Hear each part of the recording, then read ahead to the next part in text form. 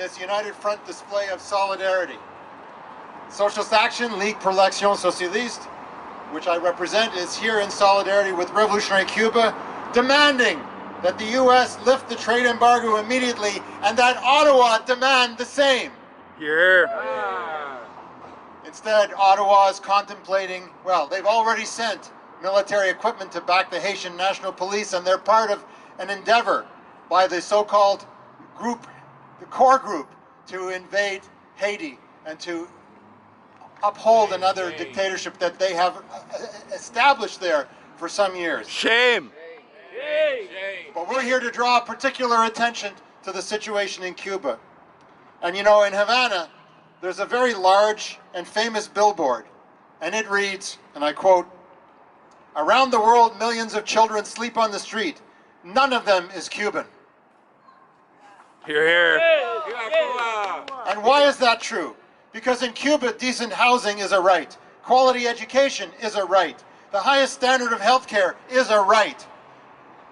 Childcare, good nutrition, transportation, all of these are the rights of all Cubans and enjoyed even by visitors to that island.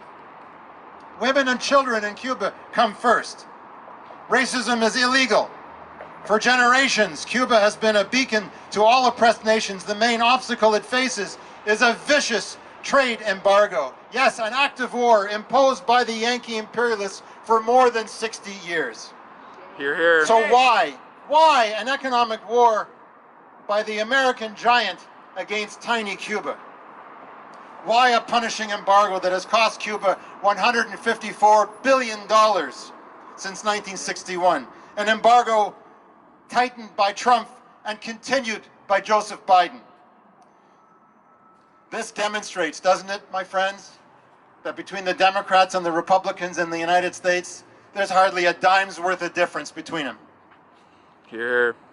Why has Washington defied the nearly unanimous call by the United Nations 30 years in a row to lift the embargo, especially now as we continue on through this period of pandemic?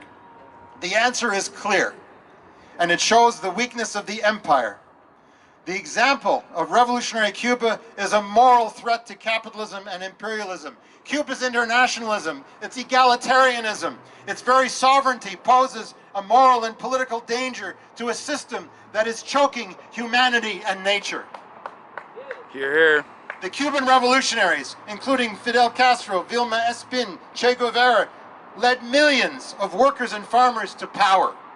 They expropriated the capitalists, as Che said, right down to the nails in their shoes. They sent teachers across Latin America and the Caribbean. They sent aid and engineers to earthquake victims in Pakistan. They defeated the armies of apartheid in Angola, asking nothing in return.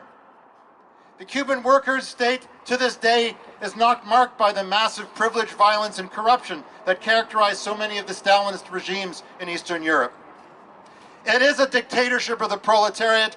It is an economic democracy, and we defend it as one of humanity's greatest achievements. Imperialist hands off Cuba. Lift the blockade now. Hear, hear. Thank you very much. End the blockade now. Hands off Cuba.